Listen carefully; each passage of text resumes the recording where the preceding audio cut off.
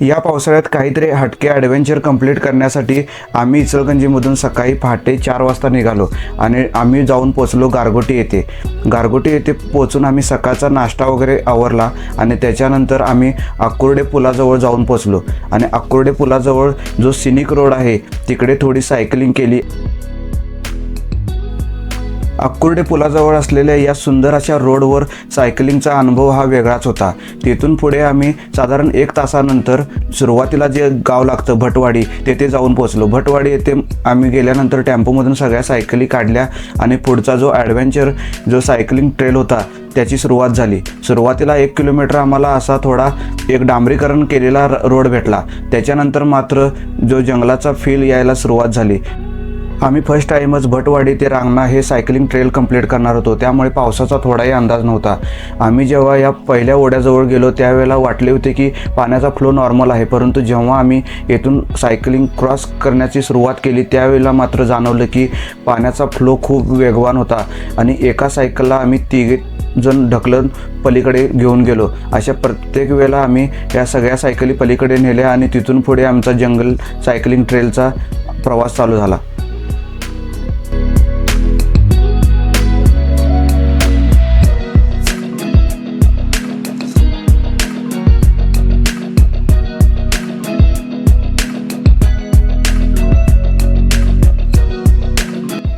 भटवाडी ते रांगणा हे सुमारे 8 किलोमीटरचे अंतर आहे आणि सुरुवातीला साधारण 1.5 किलोमीटर अंतरावर हा पहिला ओढा लागतो. तिथे तुम्ही व्हिडिओमध्ये पाहू शकता.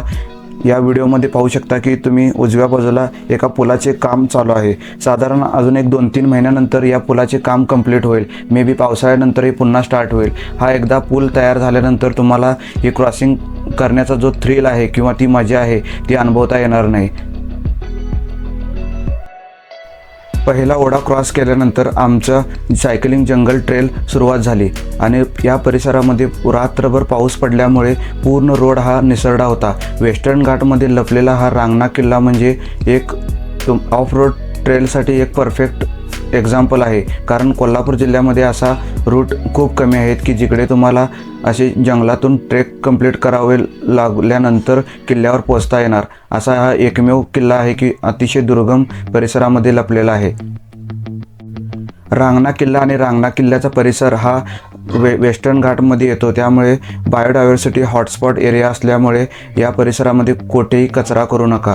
आणि बऱ्याचशा वेळेला या परिसरामध्ये नेटवर्क नसते, त्यामुळे तुम्ही जर इकडे ट्रेकचा प्लॅन करत असाल तर 1-2 न येता ग्रुपने या, जेणेकरून तुम्हाला सेफ्टी पण इन्श्युअर होईल. आम्हाला थोडे ऑफ रोडिंगचे एक्सपिरियन्स होता, त्यामुळेच आम्ही इथे सायकलिंग करू शकलो, कारण या परिसरामध्ये पडणारा मुसळधार पाऊस आणि येथील असलेली जी लाल माती आहे त्याच्यामुळे सायकल कोठेही स्लिप होऊ शकते आणि बऱ्याचशा वेळेला पाणीचा फ्लो हा या पायवाटेवरूनच जात असल्यामुळे माती वाहून जाऊन फक्त मोठमोठे दगड शिल्लक होते. त्याच्यामुळे या दगडावरून सायकलिंग राईड करतेवेळी बऱ्याचशा वेळेला तुम्ही पडू शकता, कारण जर तुमची सायकलचा प्रॉपर मेंटेनन्स आणि तुम्हाला एक्सपिरियन्स जर नसेल अशा ऑफरोडिंगचा तर तुम्ही इकडे सायकलिंगचा प्लॅन करू नका. बरेचसे लोक हे ओढ्याच्या अलीकडे बाईक आणि कार पार्क करून हा ट्रेकिंगचा एक्सपिरियन्स करण्यासाठी आले होते. साधारण 2 ते 2.5 तासाचा हा ट्रेकिंग आहे. जर सायकलिंगने तुम्ही जर इकडे पोहोचणार असाल तर साधारण 1 तासाचा टाईम हा पुरेसा आहे. वेस्टर्न घाटातील या जंगलातील जो ऑफ रोड ट्रेल होता हा कंप्लीट करत आम्ही चिक्केवाडी जे रांगणा किल्ल्याच्या अलीकडचे गाव आहे तेथे जाऊन पोचलो आणि तेथे असलेली पहिली पायरी म्हणजे जो एक पाहणीचा किंवा वॉच टॉवर असे म्हणू शकता असा एक बुरुज होता जो शिवाजी महाराजांच्या काळात तेथे बांधला होता. तेथे जाऊन पोचलो. तिथून पुढे थोडा ऑफ रोड हा खूपच डेंजर होता. तिथून आम्ही सायकली ढकलत खालच्या बाजूला गेलो आणि तिथून जाऊन पाहतो तर आमच्या एका मित्राच्या सायकलीवर हरिण टोळ येऊन बसला होता आणि तो पूर्ण ग्रीन कलरचा असल्यामुळे सहजासहजी लक्षात येत नव्हतं.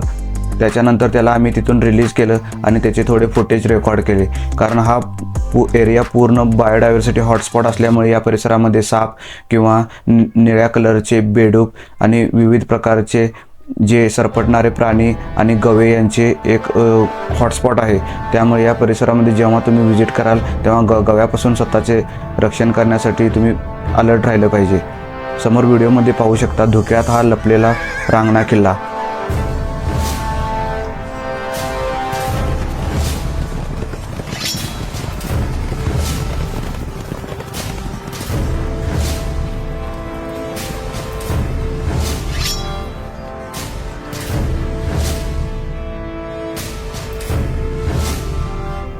रांगणा किल्ला कोल्हापूर जिल्ह्यातील बुदरगड तालुक्यामध्ये वसलेला आहे. हा किल्ला कोकणातील सिंधुदुर्ग व घाटमाथ्यावरील कोल्हापूर जिल्ह्याच्या हद्दीवर आहे. किल्ल्याची समुद्रसपाटीपासून उंची 670 मीटर असून याला प्रसिद्ध गडसुद्धा देखील म्हणतात. कोल्हापूर, गारगोटी, पाटगाव, भटवाडी या रस्त्याने तुम्ही इकडे पोहोचू शकता.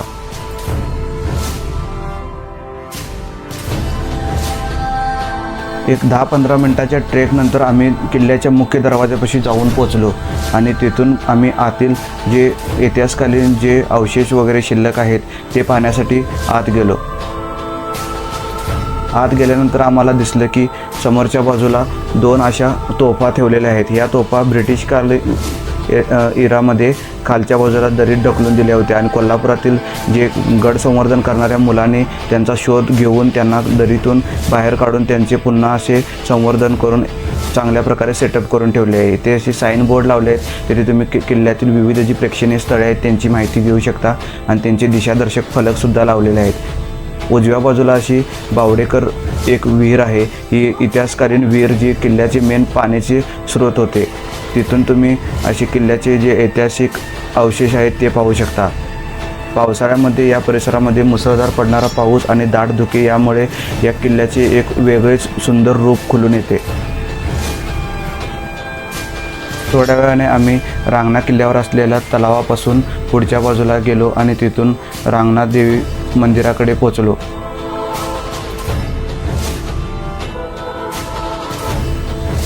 या रांगणा देवी मंदिराकडे जातेवेळी तुम्हाला उजव्या बाजूला गणपती मंदिरसुद्धा लागते.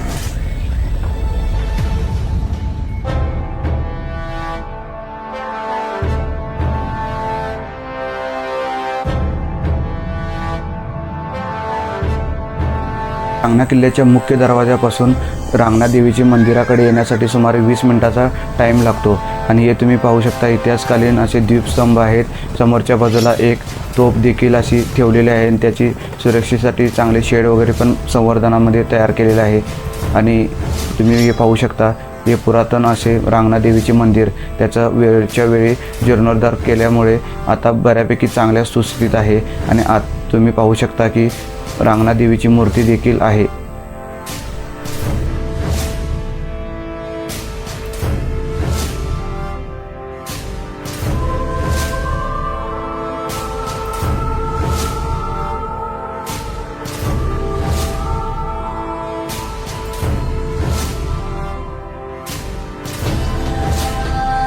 आम्ही ज्या वेळेला इथे गेलो त्यावेळेला कोकणातील काही मित्र आले होते. त्यांनी येथील कचरासुद्धा उचलला आणि त्यांची एक गड संवर्धनामध्ये एक चांगली हेल्प भेटली इथे.